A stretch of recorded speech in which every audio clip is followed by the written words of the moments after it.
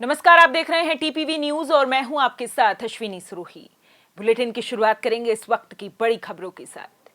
कोटा में लोकसभा अध्यक्ष ओम बिड़ला ने सुपोषित महाअभियान के दूसरे चरण का शुभारंभ यूआईटी ऑडिटोरियम में किया।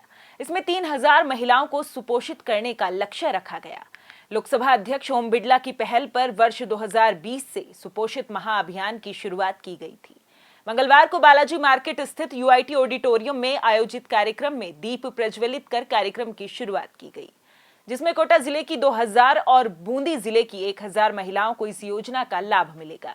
गर्भवती महिलाओं को 9 माह तक पूरा पोषण किट उपलब्ध करवाया जाएगा। लाभार्थी महिलाओं के लिए हंस फाउंडेशन द्वारा पोषण किट तैयार करवाए गए हैं।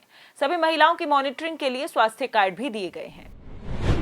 कोटा शहर के किशोरपुरा थाना क्षेत्र में आपसी कहासुनी में बाइक सवार बदमाशों ने 2 युवकों पर चाकू से हमला कर दिया, जिसमें एक युवक को एमबीएस अस्पताल में भर्ती करवाया गया है। दूसरे को प्राथमिक उपचार के बाद छुट्टी दे दी गई है। जानकारी के अनुसार किशोरपुरा थाना क्षेत्र के रावत भाटा बस स्टैंड के निकट सब्जी मंडी में आपसी कहासुनी पर बदमाशों ने सोनू बीरबल राजू भील पर चाकू से प्राणघातक हमला कर फरार हो गए, जिसके बाद घायलों को अस्पताल में भर्ती करवाया गया। किशोरपुरा पुलिस ने मामला दर्ज कर आरोपियों की तलाश शुरू कर दी है। कोटा शहर के कैथुनी पोल थाना क्षेत्र में सोमवार दोपहर में चंबल नदी में डूबे बालक का अभी तक भी कोई पता नहीं चल सका है। सोमवार को कुछ बालक नदी की डाउन स्ट्रीम में नहा रहे थे कि तेज बहाव में एक बालक बह गया। पुलिस और गोताखोरों की टीम मौके पर पहुंची, लेकिन बालक का कुछ पता नहीं चला। निगम गोताखोर विष्णु श्रृंगी ने बताया कि डूबे बालक के बारे में भी पता नहीं चल रहा है, न ही उसके परिजन सामने आए हैं।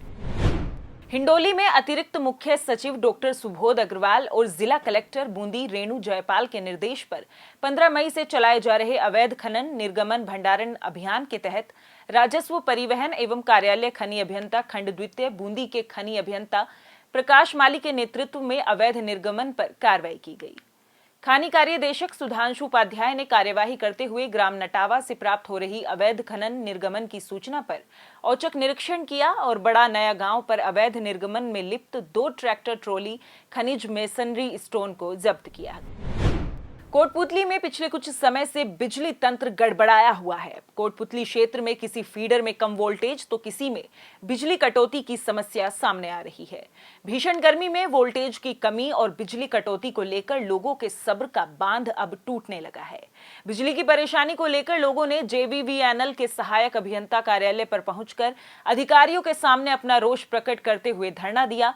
आक्रोशित लोगों ने आरोप लगाया है कि लगातार 2-2 दिन तक बिजली नहीं आती, कोई सुनने वाला नहीं है। बिजली की वजह से जनजीवन प्रभावित हो रहा है। लोगों ने आरोप लगाए हैं कि विद्युत सप्लाई समय से नहीं होने के कारण अधिकारियों को बार-बार फोन लगाने पर भी कोई संतुष्टिपूर्ण जवाब नहीं दिया जा रहा। मैं इसलिए पधारा हूं कि यहाँ पे क्या है कि हमारे जो वोल्टेज है, एक डीपी लगा हुआ है, उसमें 3 फेस है। 3 फेस में क्या था कि पहले बिल्कुल ठीक लाइट आ रही थी, अभी कुछ मीटर लगाने के बाद में डीपी के ऊपर, उसके बाद में पता ही नहीं इन्होंने क्या किया क्या नहीं किया। हमारे फेस को पता नहीं कैसे जोड़ा। जो डिपार्टमेंट के लोग हैं उन्होंने तो अपने बढ़िया फेस में से जोड़ लिया, जो बराबर रेगुलर लाइट आ रही है। अब हमारे पिछले 4-5 दिनों से बिल्कुल 90 वोल्टेज आ रहा है, जिसके अंदर फ्रिज, टीवी, कूलर, पंखे, मतलब वो आदि उपकरण हमारे फूक चुके हैं। उसके बाद इनको बराबर डिपार्टमेंट को हमने अवगत करा दिया। उसके बाद किसी प्रकार की कोई सुनवाई नहीं, ओनली आश्वासन दे रहे।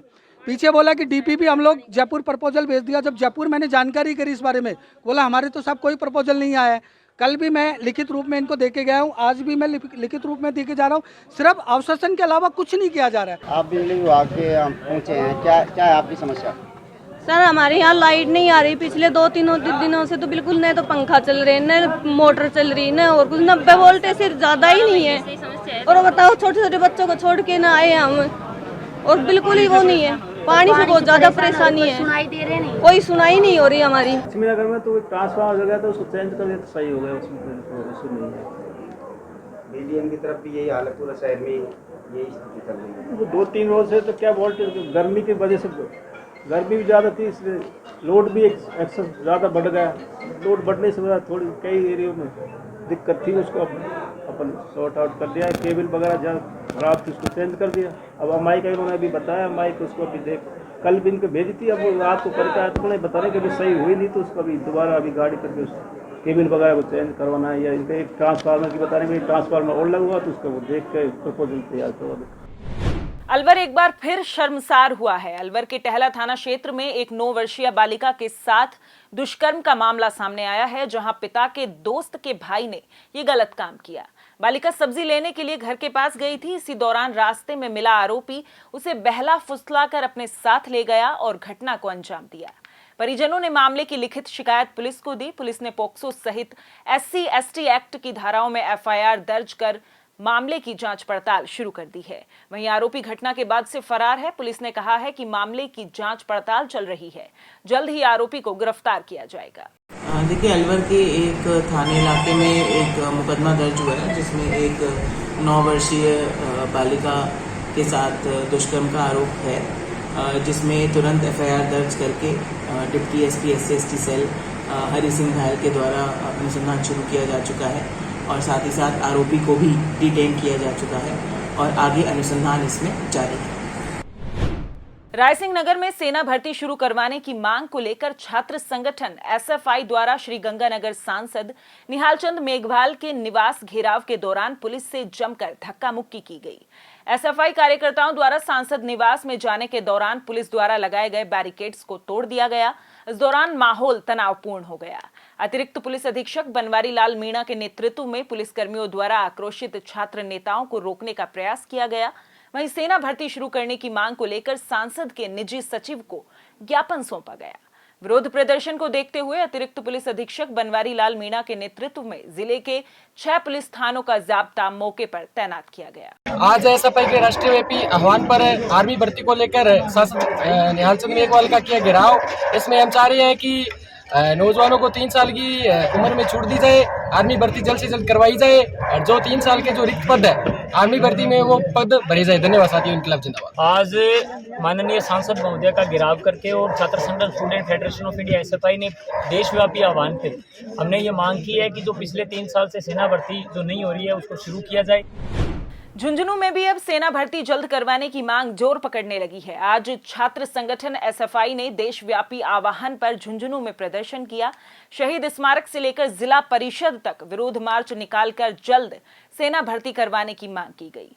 SFI जिला अध्यक्ष पंकज गुर्जर के नेतृत्व में निकाले गए विरोध मार्च के बाद SFI कार्यकर्ताओं ने सांसद कार्यालय का घेराव किया। इस दौरान उन्होंने झुंझुनू में जल्द सेना भर्ती करवाने, एयरफोर्स के पेंडिंग रिजल्ट को जारी करवाने और कोरोना वायरस भर्ती नहीं होने से ओवर एज में युवाओं को 2 साल छूट देने की मांग की। आज छात्र संगठन SFI ने राष्ट्रीय कमेटी के आह्वान पर पूरे देश के अंदर जो पिछले 2 साल से जो सेना भर्ती रैली नहीं हो रही है उसके आयोजन के लेकर और सेना भर्ती रैली के अंदर 2 साल की छूट करवाने को लेकर दूसरा सरकार एक नीति लेकर आई है, अग्निपथ जिसका नाम है, जिसके अंदर सेना के अंदर मात्र 3 साल कोई व्यक्ति नौकरी करके आएगा, 3 साल बाद उसे वापस घर भेज दिया जाएगा। और जो योजना जिन पेंशन का लाभ उसे मिलना चाहिए था, जिस देश सेवा करते वक्त उसे जिस चीज़ का लाभ मिलना चाहिए था, जो बाकी अन्य फौजियों को मिलता है वो लाभ नहीं मिलेगा। एक अस्थायी तौर पर उसे 3 साल तक नौकरी करवाएंगे। हम चाहते हैं कि उस नियम को विरोध किया जाए। झुंझुनू के 3 खिलाड़ी नेशनल स्तरीय बॉक्सिंग चैंपियनशिप में भाग लेंगे। कोच राकेश सैनी ने जानकारी देते हुए बताया कि मध्य प्रदेश के नीमच में आयोजित होने वाली बॉक्सिंग चैंपियनशिप के लिए जिले के 3 खिलाड़ियों का अलग अलग कैटेगरी में चयन हुआ है, जिसके लिए वे बुधवार सुबह नीमच के लिए रवाना होंगे। जिला कलेक्टर लक्ष्मण सिंह कुड़ी ने बॉक्सिंग खिलाड़ी अंशु कंवर, पंकज स्वामी और कौशल सोनी को शुभकामनाएं दी। आपको बता दें कि इन तीनों खिलाड़ियों ने गंगानगर में आयोजित हुई राज्य स्तरीय बॉक्सिंग चैंपियनशिप में भाग लेते हुए गोल्ड मेडल जीते थे। अब ये खिलाड़ी नीमच में 19 मई से 22 मई तक आयोजित होने वाली नेशनल प्रतियोगिता में भाग लेंगे। झुंझुनू जिले के 3 बच्चे आज जो है मेरे पास आए हैं शुभकामनाएं लेने के लिए, और ये इन्होंने स्टेट लेवल का जो है बॉक्सिंग कंपटीशन अलग अलग वर्ग में जीता है। अब नेशनल खेलने के लिए ये जा रहे हैं जो है राज्य की ओर से। तो मैंने इनको बहुत बहुत आशीर्वाद दिया है, शुभकामनाएं दी है, और ये इनको जो है आशीर्वाद दिया है कि नेशनल में जरूर झुंझुनू जिले के लिए ये मेडल लेके आए। जालोर के लेटा ग्राम पंचायत के अधीन नरेगा कार्यस्थल पर जिला विधिक सेवा प्राधिकरण जालोर द्वारा आमजन को बाल विवाह रोकथाम अभियान के तहत विधिक साक्षरता और जागरूकता शिविर आयोजित किया गया। जिसमें पीएलवी रमेश कुमार बेदाना और फारूक खान मेहर ने आमजन को बाल विवाह रोकथाम अभियान के तहत अपने परिवार में, पड़ोस में बाल विवाह नहीं होने और अपने समाज को बाल विवाह कानूनी कलंक से बचाने हेतु जागरूक किया।